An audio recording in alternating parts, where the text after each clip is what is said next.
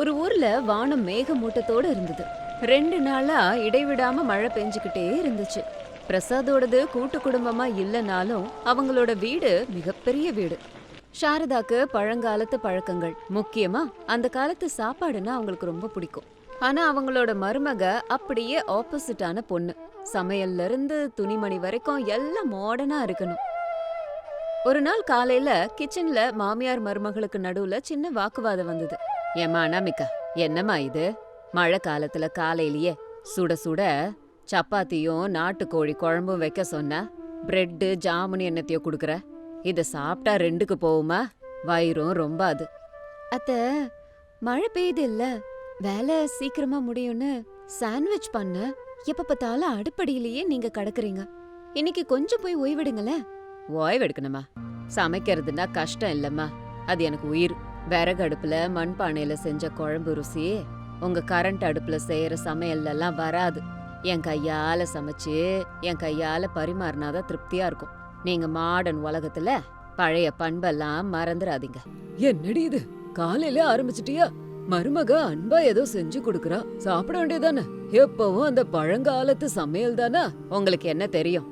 ஆரோக்கியத்தை பாழாக்குற இந்த புது சமையலாலதான் எல்லாம் நடக்குது.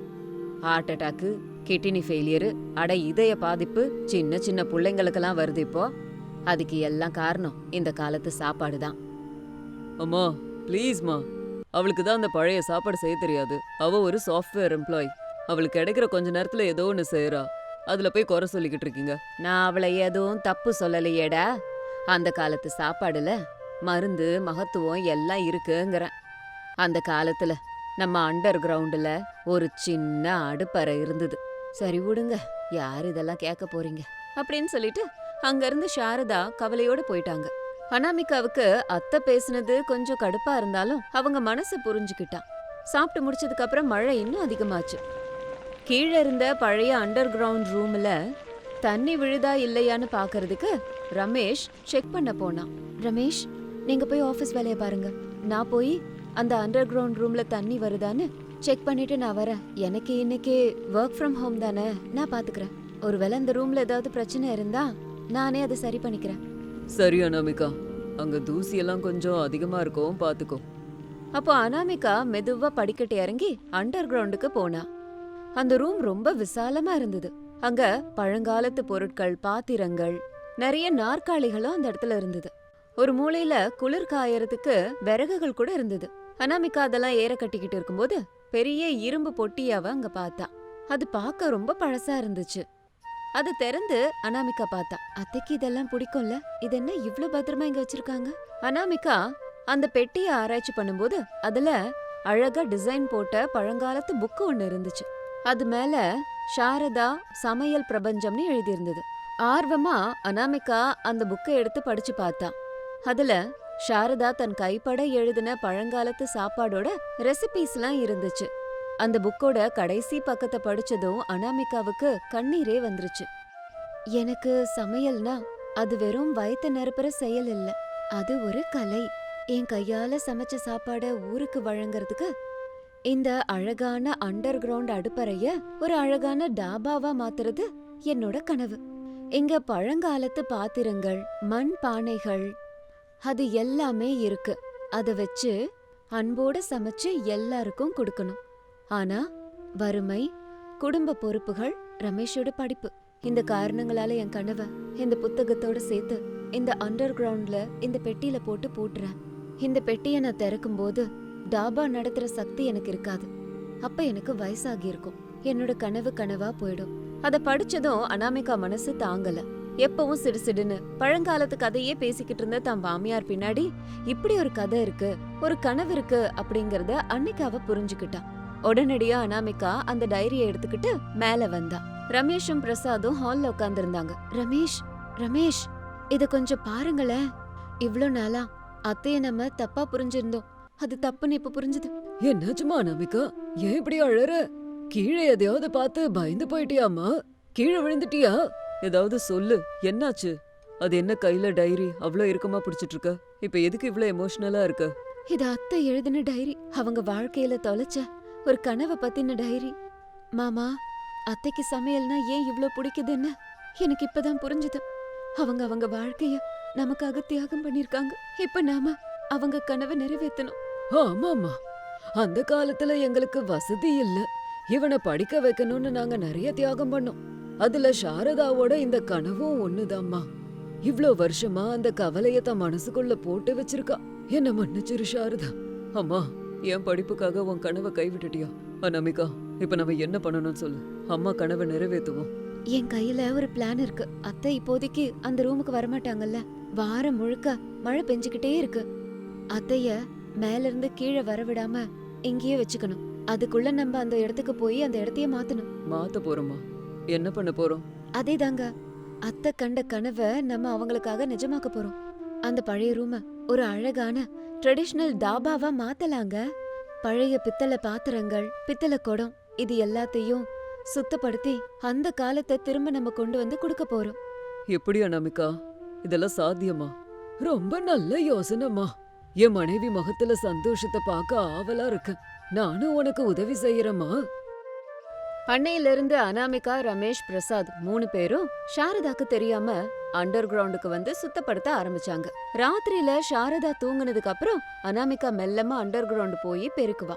செவத்துக்கு அந்த காலத்தை நினைவுற்ற மாதிரியான ஓவியங்கள், விறகடுப்ப அழகா அலங்காரம் பண்ணான். பழைய பாத்திரங்கள் எல்லாத்தையும் சுத்தமா கழுவி அதை அழகா அடுக்கி வச்சான்.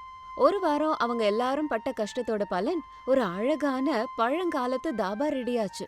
அந்த தாபாவுக்கு சாரதாவின் பண்டைய கால தாபான்னு பேர் வச்சாங்க. ஒரு வாரம் போனதுக்கு அப்புறமா ஞாயிற்றுக்கிழமை சாயந்தரம் மழை நிக்காம பெஞ்சிட்டு இருந்தது. சின்னலன்னு காத்துக்கு வானிலை ரொம்ப ரம்மியமா இருந்தது. சாரதா ஹால்ல உட்காந்துக்கிட்டு மழையை வேடிக்கை பார்த்துட்டு எதையோ யோசிச்சுட்டு இருந்தாங்க. அனாமிகா மெதுவா சாரதா கிட்ட வந்தா.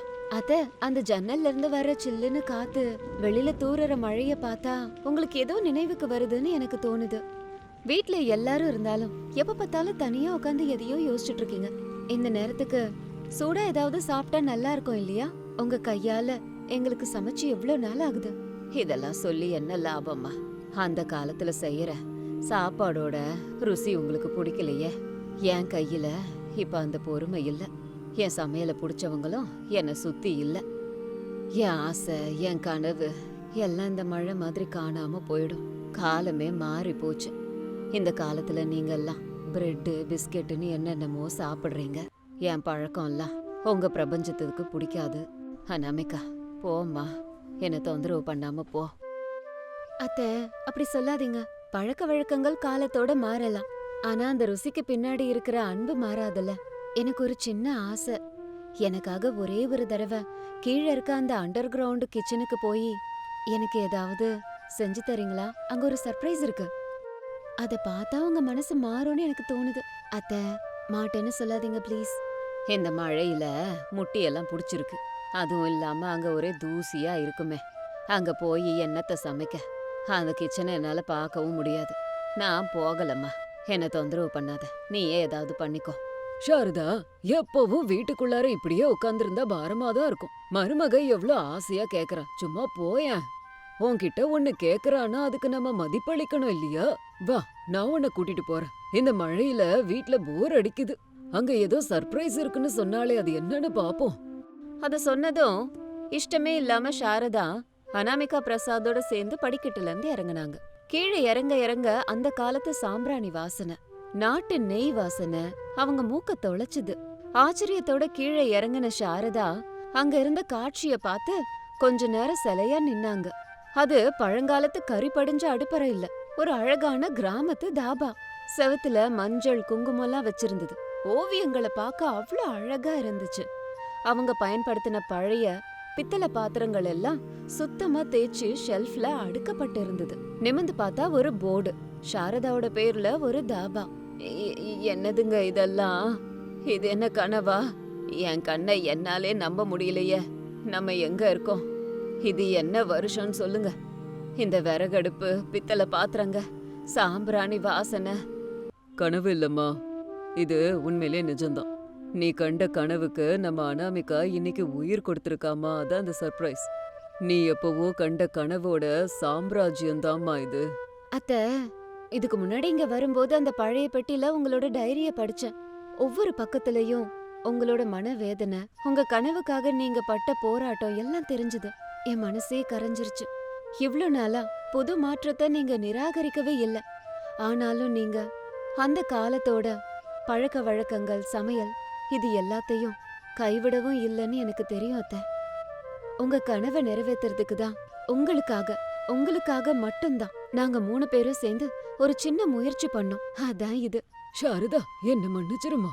அந்த காலத்துல குடும்ப பொறுப்பு வறுமையில விழுந்ததுனால உன் கனவை நான் கண்டுக்காமலே விட்டுட்டேன். உனக்குள்ள இருந்த அந்த சமையல் கலைய 4 செவத்துக்குள்ளேயே அடைச்சிட்டேன். நம்ம மருமக என் கண்ணை திறந்துட்டான். உன் கனவோட அருமையை எனக்கு புரிய வச்சுட்டாமா. இது உன்னோட சொந்த தாபா சாரதா. இங்க உன்னை தடுக்க யாரும் இல்ல. இது உன்னோட சாம்ராஜ்யம். இங்க நீதான் ராணி, மந்திரி, எல்லாமே நீதான். அனாமிகா, நான் பெத்த பொண்ணு கூட எனக்காக இவ்ளோ யோசிக்கவே இல்லம்மா. ஆனா எங்கேயோ பிறந்து வளர்ந்த நீ எங்க வீட்டுக்கு மருமகளான காரணத்தினால என் கனவை நனவாக்க இவ்ளோ முயற்சி பண்ணிருக்க. உனக்கு எப்படி நன்றி சொல்றதுமா? என்னால இதை மறக்கவே முடியாது. உன்னை தெரிஞ்சோ தெரியாமலோ திட்டிருப்பேன், உன் மேல கோவப்பட்டு இருப்பேன். ஆனா அது எல்லாம் மனசுல வச்சுக்காம எனக்காகவே இந்த தாபாவை உருவாக்கி என் மனசுல பாலை வாத்துட்டியம்மா. இத்தனை வயசுக்கு மேல என்ன ஜெயிக்க வச்சிட்டம்மா. அத்தை, பழசு புதுசுங்கிறதெல்லாம் விஷயம் இல்ல. ரெண்டையும் சேர்த்து அதை அனுசரிச்சு வாழ கத்துக்கணும். துணி பழக்க வழக்கம் மாறினாலும் மனசு ஒண்ணுதானே. உங்க பழைய கால அனுபவம், சமையல் கலை, என்னோட புது ட்ரெண்ட், இது எல்லாம் சேர்ந்து வீடு சொர்க்கமாகும். தயவு செஞ்சு அழாதீங்க.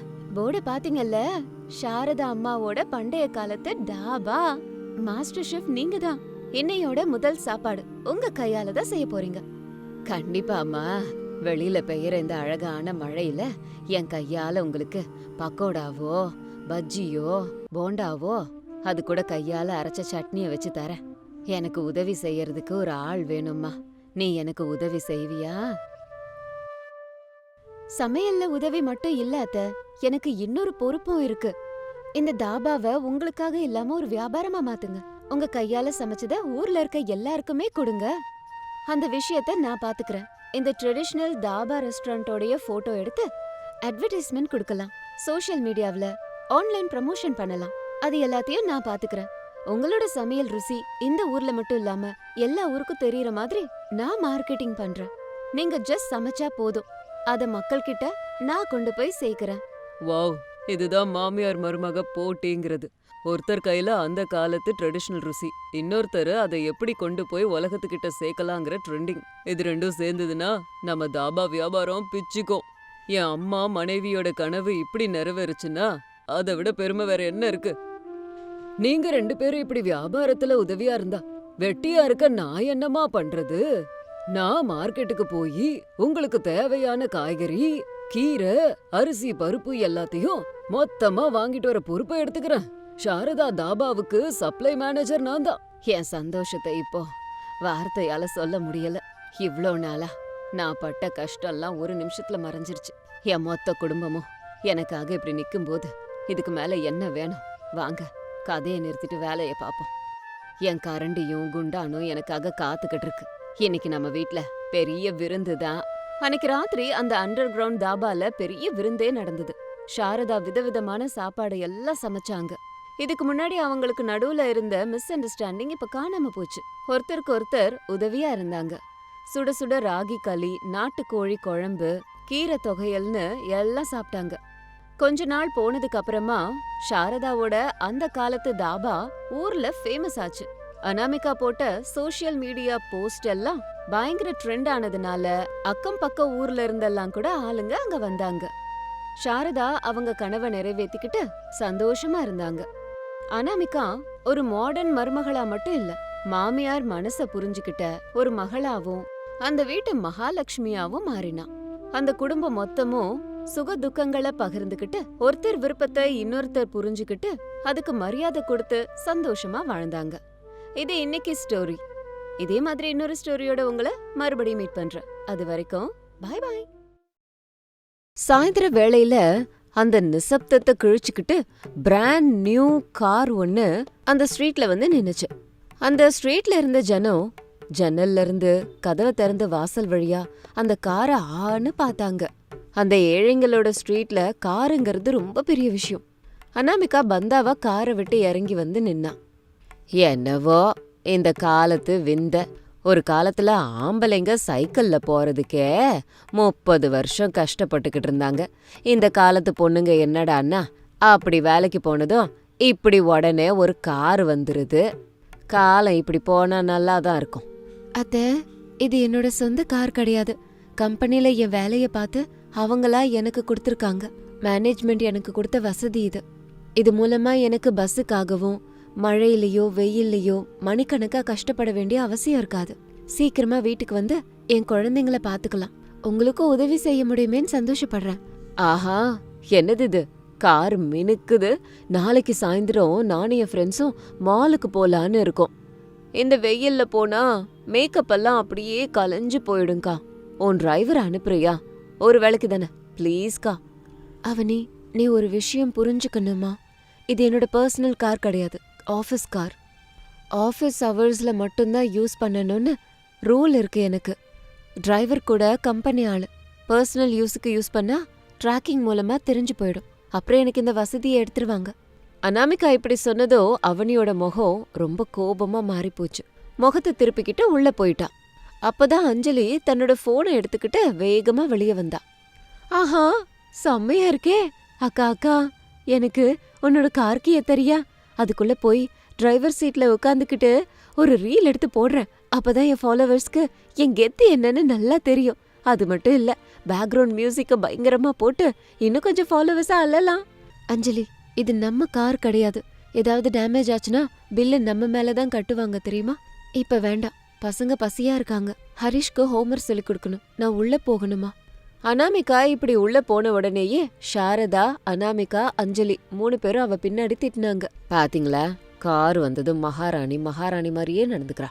இப்படி குடும்பத்துல இருக்கவங்களுக்கு சின்ன உதவி பண்ணணும்னு கூட தோணுதா இவளுக்கு?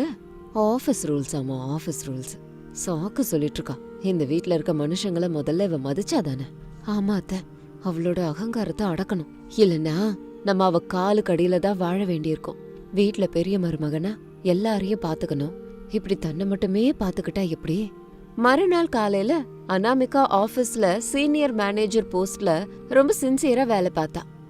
கம்பெனி லாபம் அதிகரிக்க அதிகரிக்க ஆபீஸ்ல அவளுக்கு மரியாதையும் அதிகரிச்சுது. ஆனா அவ வளர்ந்ததை பார்த்து பொறுத்துக்க முடியாத ரவிங்கிற கூட வேலை செய்யறவ அத பார்த்து எரிச்சல் அடைஞ்சான். ஏன்னா அந்த போஸ்டிங் அவனுக்கு வர வேண்டியது. ஆனா அனாமிகாவோட ஹார்ட் ஒர்க்கால அது அவளுக்கு வந்தது. ரவி அனாமிகாவோட கேபினுக்கு ரொம்ப பணிவா வரா மாதிரி நடிச்சான். Anamika madam, congratulations. உங்களோட ஹார்ட் ஒர்க்கால கம்பெனிக்கு நல்ல பேர் கிடைச்சிருக்கு. இந்தாங்க, இது புது கிராசரி வெண்டார் டீட்டெயில் பேப்பர்ஸ். இதுக்கு நீங்க தான் சைன் பண்ணணும். அமௌண்ட் 10 லட்சம் ரூபாய். மேனேஜர் மீட்டிங்ல இருக்காரு. உடனே என்ன ஆர்டரை பிளேஸ் பண்ண சொல்லியிருக்காரு. ஸ்டாக்ஸ் இல்லைன்னா நாளைக்கு கடை காலியா இருக்கும். ரவி, நான் பேப்பர்ஸ முழுசா படிக்காம இதோட பேக்ரவுண்டையும் செக் பண்ணாம கையெழுத்து போட முடியாதுல்ல.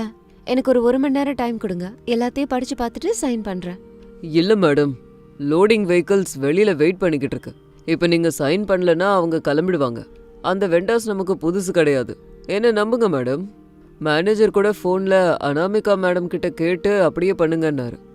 அனாமிகா ரவிய நம்பினா. ஆபீஸ்ல எல்லாரும் தனக்கு மரியாதை கொடுக்கறாங்க, பயப்படுறாங்க அப்படிங்கிற எண்ணத்துல ஃபைல்ல கையெழுத்து போட்டான். ஆனா அந்த ஃபைல்ல ரவி ஒரு பெரிய லூப் ஹோல போட்டு இருந்தான்.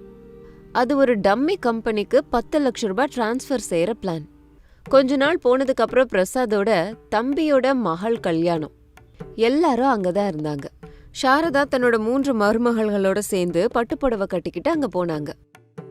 சாரதா அக்கா, உன் மூத்த மருமக அனாமிகாவை பத்தி தான் ஊரே பெருமையா பேசுது. கம்பெனி கார்ல போறாளாம் வராளாம், 30,000 ரூபாய் சம்பளம் வாங்குறாளாம். ரமேஷோட ஜாதகம் மாறிடுச்சு. உன்னோட அதிர்ஷ்டம் வேலை செஞ்சிருச்சு. என்ன அதிர்ஷ்டமோ என்னவோ, சம்பாதனை அதிகமாச்சுன்னா குடுத்தனம் போயிடும். வீட்டு வேலையெல்லாம் விட்டுட்டு குழந்தைங்களோட நலனை விட்டுட்டு பணத்து பின்னாடி ஓட வேண்டியதுதான். ஒரு வேளை சாப்பாடு கூட அந்த பிள்ளைங்களுக்கு சரியா போடாம பணம் வந்தா என்ன போனா என்ன, சம்பாதனை தான் முக்கியம்னு நினைச்சா இப்படிதான் நடக்கும். அப்பதான் அனாமிகா எல்லாருக்கும் வணக்கம் சொல்லிட்டு அந்த இடத்துக்கு வந்தா. அத்தை பேசுனது அவளோட காதுல விழுந்துச்சு. என்னங்க அத்தை, எல்லாரும் முன்னாடி இப்படிதான் பேசுவீங்களா? குழந்தைங்கள நான் என்னைக்கு குறைவா பார்த்துருக்கேன்னு சொல்லுங்க. ஆபீஸ்ல இருந்து வந்ததும் அவங்க ஹோம்ஒர்க், சாப்பாடு எல்லாத்தையும் நான் தானே பாத்துக்கிறேன். அப்போ அவனி நடுவுல புகுந்து எல்லார் காதுலயும் விழற மாதிரி சொன்னான். நிஜந்தா அக்கா, நீ வீட்டுக்கு தினந்தோறும் கார்ல தான் வர. வீட்ல எங்க அத்தைக்கு பக்கத்திலேயே இருக்கிற இடம்னா கூட, அட ஹாஸ்பிட்டல் போகணும்னா கூட அந்த காரை யூஸ் பண்றது இல்ல. அத்தை இடுப்பு வலி முட்டு வலியோட நடந்து போறாங்க. நீ மட்டும் ஏசி கார்ல என்ஜாய் பண்ணிட்டு இருக்க. இதுக்கு தானா உன்னை அத்தை இந்த வீட்டு மருமகள் ஆக்குனது? அவனி, அது ஆபீஸ் கார்னு உனக்கு ஒரு 100 தடவை சொல்லிருப்பேன். இது ஃபங்க்ஷன். இதுல நம்ம குடும்ப பிரச்சனைய பொது பிரச்சனையாக்க வேண்டாம். ஏன் வேணா? உன் மனசு என்னன்னு எல்லாருக்கும் தெரியட்டும். என் மருமக சம்பாதிக்கிறோன்னு மனசுல மட்டும் கர்வமா இருக்கிறா. அவளுக்கு அவ குடும்பம் அவ சம்பளத்தை தவிர மத்தது எதுவும் பெருசு இல்ல. பாத்தீங்களா, அவ போட்டுட்டு இருக்க இந்த புது நகை கூட எங்க யாருக்கும் தெரியாம அவ சம்பளத்துல வாங்கியிருக்கா. நம்ம பழைய நகையெல்லாம் அவ திரும்பி பாப்பாளா? உண்மையை சொல்ல போனா அது அனாமிகா நகையே இல்ல. அவ ஃபங்க்ஷனுக்கு போறான்னு அவளோட ஃப்ரெண்ட் அவளுக்கு கொடுத்த நகைங்க தான் அது. ஆனா சொந்தக்காரங்க அனாமிகாவை ஒரு சுயநலவாதி மாதிரி பார்க்க ஆரம்பிச்சாங்க. அந்த அவமானத்துக்கு அனாமிகா கண்கள்ல கண்ணீர் வந்துச்சு. மறுநாள் காலையில அனாமிகா வழக்கம் போல ஆபீஸ்க்கு கிளம்பி போனா. ஆபீஸ்ல சூழல் அவளுக்கு கம்பீரமா இருந்தது. ஆடிட் டீம் அவளோட கேபின்ல ஃபைல்ஸ் தேடினாங்க. அனாமிகா மேடம், வாங்க. உங்க மேல ஒரு பெரிய கம்ப்ளைண்ட் வந்திருக்கு. சமீபத்துல நீங்க போட்ட 10 லட்ச ரூபாய்க்கான சைன் ஒரு டம்மி கம்பெனிக்கு போட்டிருக்கிறதா தெரிய வந்திருக்கு. அந்த கம்பெனி அட்ரஸ்ல எந்த ஆஃபீஸும் இல்ல. அந்த 10 லட்ச ரூபாய் உங்களோட கையெழுத்து மூலமா தான் ரிலீஸ் ஆயிருக்கு. இதுக்கு நீங்க தான் பதில் சொல்லணும் மேடம். சார், ரவி நீங்க சொன்னீங்கன்னு தான் என்கிட்ட அவசரமா சைன் வாங்கினாரு. நான் அந்த பேப்பர்ஸ முழுசா செக் பண்ணலங்கிறது உண்மைதான். ஆனா நான் 1 ரூபா கூட அதுல இருந்து எடுக்கல சார். என்ன நம்புங்க. பிசினஸ்ல நம்பிக்கையை விட ஆதாரம் தான் ரொம்ப முக்கியம் மேடம். கையெழுத்து உங்களுது. கம்பெனிக்கு 10 லட்ச ரூபாய் நஷ்டம் ஏற்பட்டிருக்கு.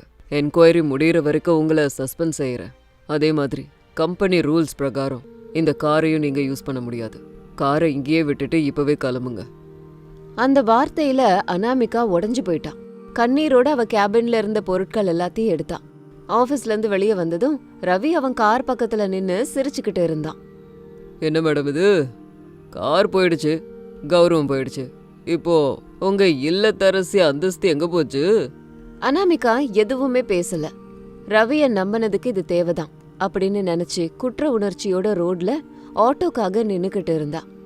ஆட்டோல வந்து அனாமிகா பாரத்தோட வீட்டுக்கு நடந்து வந்தா.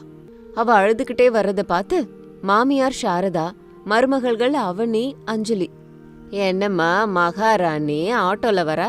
கார் என்னாச்சு? பஞ்சர் ஆயிடுச்சா இல்ல பெட்ரோல் இல்லாம நின்னுடுச்சா? அத்தை, என்னோட வேலை போயிடுச்சு. யாரோ என்னோட கையெழுத்த தப்பா பயன்படுத்தி 10 லட்ச ரூபாய் நஷ்டம் பண்ணிருக்காங்க. கம்பெனி என்ன சஸ்பெண்ட் பண்ணிடுச்சு. 10 லட்ச ரூபாய் ஃப்ராடா?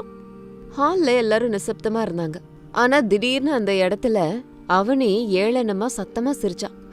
பாத்தீங்களா அத்த, 30 லட்ச ரூபாய் சம்பளம், காரு எல்லாம் காத்துல பறந்துருச்சு.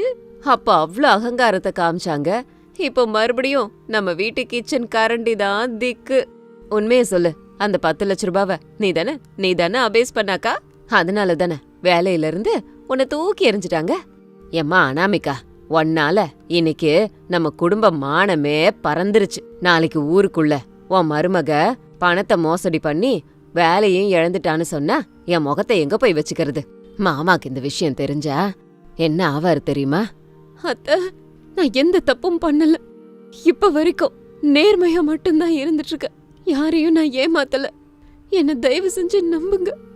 எப்படிக்கா உன்னை நம்புறது? கையெழுத்து நீதானே போட்ட? அந்த ரவிங்கிறவன் கூட சேர்ந்து நீதான் இந்த பிளான போட்டிருக்க. வீட்ல இருக்கவங்களுக்கு தெரியாம பணத்தை வேற ஒளிய வச்ச. அப்பதான் ரமேஷ் உள்ள வந்தான். விஷயம் தெரிஞ்சு அவனும் எதுவும் பேசாம மௌனமா இருந்தான். என்னங்க, நீங்களும் இவங்கள மாதிரி நினைக்கிறீங்களா? இந்த வீட்டுக்காக நான் எவ்வளோலாம் கஷ்டப்பட்டேன்னு உங்களுக்கு தெரியும்ல. அனாமிகா, டீ கடையில கொஞ்ச நேரம் முன்னாடி தான் உன் மேனேஜரை பார்த்தேன். அந்த கையெழுத்து உன்னோடது தானே நீயே சொன்னியாமே. கொஞ்சம் ஜாகிரதையா இருந்திருக்கலாம்ல. குழந்தைங்க ஃபீஸ் இருக்கு. கடங்காரங்க வீட்டுக்கிட்ட வந்தா என்ன பதில் சொல்றது? நீ எங்களை இப்படி நிர்கதியாக்கிட்டிய. அப்பதான் அனாமிகாக்கு புரிஞ்சுது, இந்த கஷ்ட காலத்துல தனக்கு துணையா இருக்கிற மனுஷங்க ஒருத்தர் கூட இல்ல. பிரசாத் கூட எதுவும் பேசாம அவரோட ரூமுக்கு போய் கதவை சாத்திக்கிட்டாரு. ராத்திரி அனாமிகா கிச்சன்ல இருட்டுல உட்காந்து அழுதுகிட்டு இருந்தா. மத்த மருமகளுங்க அவளை பார்த்து சிரிச்சுக்கிட்டு இருந்தாங்க. அக்கா, நாளைக்கு விலாகுக்கு ஒரு சூப்பர் ஐடியா கிடைச்சிருக்கு. Car to kitchen. அனாமிகா அக்காவோட பயணம் எப்படி இருக்கு? இதுக்கு கண்டிப்பா மில்லியன் வியூஸ் கிடைக்கும். சூப்பர் அஞ்சலி, நாளையில இருந்து நம்ம நிம்மதியா படுத்து தூங்கலாம். இந்த அனாமிகா அக்கா மறுபடியும் நம்ம எல்லாருக்கும் சமைச்சு போட போகுது, பாத்திரம் தேய்க்க போகுது. அதோட இந்த கம்பீரமான வாழ்க்கை போச்சே. அதை கேட்ட அனாமிகாவுக்கு நெஞ்சே வெடிக்கிற மாதிரி இருந்தது. அவ மேல விழுந்த பழிய தொடச்சாகணும். ஆபீஸ்ல நடந்த மோசடிய வெளியே தெரியப்படுத்தணும். ஆனா அவகிட்ட எதுவுமே இல்ல. அப்பதான் அவளோட போன்ல ஒரு நோட்டிபிகேஷன் வந்தது. அது அவளோட அசிஸ்டன்ட் சாந்தி கிட்ட இருந்து வந்த மெசேஜ். அனாமிகா மேடம், தைரியமா இருங்க. அந்த ரவி தான் அந்த 10 லட்சத்தையும் அவனோட பினாமி அக்கவுண்ட்ல டெபாசிட் பண்ணிருக்கான். அதுக்கு சம்பந்தப்பட்ட ஒரு ரகசிய வாய்ஸ் ரெக்கார்டிங் எனக்கு கிடைச்சிருக்கு. அவன் ஃப்ரெண்டு கூட போன்ல பேசும்போது நான் தான் ரெக்கார்ட் பண்ணேன். அது மட்டும் இல்ல, அந்த வெண்டார் யாருன்னு எனக்கு தெரியும். நீங்க நாளை காலையில போர்டு மெம்பர்ஸ்க்கு மெயில் பண்ணிடுங்க. நான் ஆதாரத்தை கொடுக்கறேன். நம்ம சேர்ந்து இந்த போராட்டத்தை பண்ணலாம். அனாமிகாவுக்கு ஒரு பெரிய தைரியம் வந்துச்சு. கண்ணீரை வேகமா தொடச்சுக்கிட்டான். தன்னை அவமானப்படுத்தின எல்லாருக்கும் சமாதானம் சொல்ற நேரம் வந்துருச்சுன்னு நினைச்சான். ஆனா வீட்டு நிலைமை அப்படி இல்ல. தன்னோட வீட்ல இருக்க யாருமே அவளை நம்ப ரெடியா இல்ல. அவளை அவமானப்படுத்தின இந்த வீட்ல அவளால எப்படி இருக்க முடியும்? அனாமிகா தன் மேல விழுந்த பழிய அவ எப்படி தீர்த்துக்க போறா? அதை எப்படியாவது நிரூபிக்கணும்னு நினைச்சா. இது எல்லாத்துக்கும் உங்களுக்கு பதில் தெரியணும்னா அடுத்த பார்ட் வரைக்கும் காத்துக்கிட்டு இருங்க. அதே மாதிரி எங்க சேனலை சப்ஸ்கிரைப் பண்ண மறக்காதீங்க. தேங்க்யூ ஃபார் வாட்சிங்.